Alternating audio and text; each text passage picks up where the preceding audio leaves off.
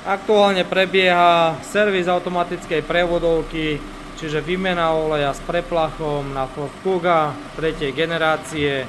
Toto je konkrétne ročník 23, necelých 60 000 km.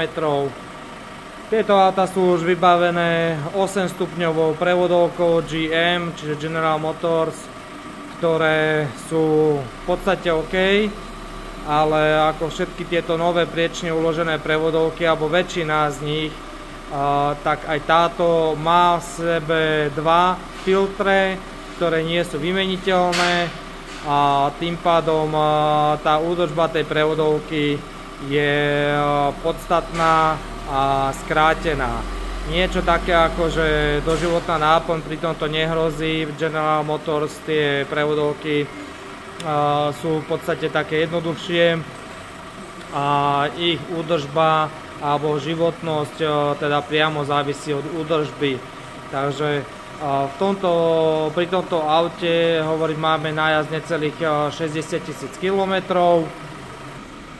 a stav oleja, ktorý už vidíme v týchto priezoroch, je už dávno, by som povedal, po životnosti, alebo je jednoducho už silne zakalený a je potrebné, bol najvyšší čas ho meniť. V tejto chvíli sa tá prevodovka čistí, preto je nutné, aby bola dynamicky vlastne napojená na stroj a mohol teda ten stroj pomôcť odstrániť veškeré nečistoty z prevodovky tým, že cirkuluje olej práve cez tento stroj a zachytáva ten starý a nový pôjde do prevodovky. Tieto prevodovky sú už plnené najnovším typom oleja ULV pre hydrodynamické prevodovky, čiže Ultra Low Viscosity. No a vlastne je táto špecifikácia splnená Ford Mercon ULV aj pod motulom, s ktorým teda pracujeme a plníme do prevodoviek. V tejto chvíli začíname preplachovanie. No. Na výmenu oleja s preplachom používame nový stroj druhej generácie Motul Evo, ktorý je omnoho efektívnejší, výkonnejší a teda vieme ten servis urobiť s menším množstvom oleja na ten preplach, na to čistenie. Už začína mierne byť vidieť podsvietenie.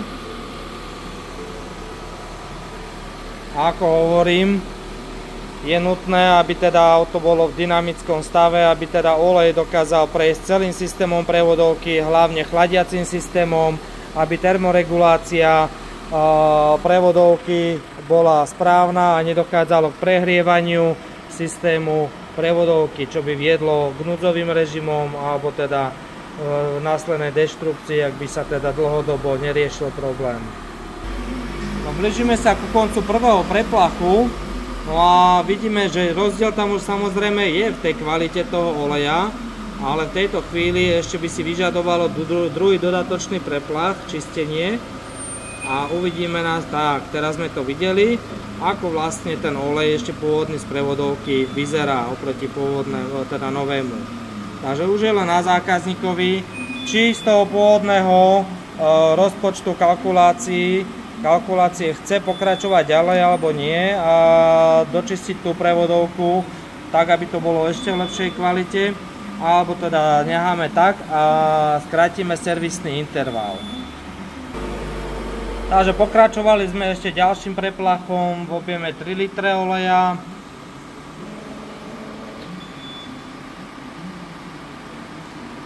A stále sa nám ten kal tam nejaký drží.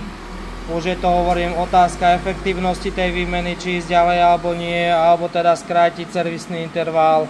Skutočne tie autá, aj keď nemajú ani len 60 000 km, ale tie prevodovky majú 8 rýchlostných stupňov, veľmi často pracujú, preraďujú, ten olej sa rýchlo degraduje, ničí, takže určite servisný interval treba čím skôr vykonať. Pre nás je pre tieto prevodovky, za nás je teda pre tieto prevodovky interval ideálny 3 roky a 45 000 km, aby sa teda udržala dobrá kvalita oleja alebo využila kvalita oleja. Na našej stránke Autosearch.sk je k dispozícii aj cenník a informácie o prevodovkách. Keď si zoberieme, otvoríme podľa typu prevodovky, v tomto prípade je to teda GM a prevodovka 8F 35 alebo 40.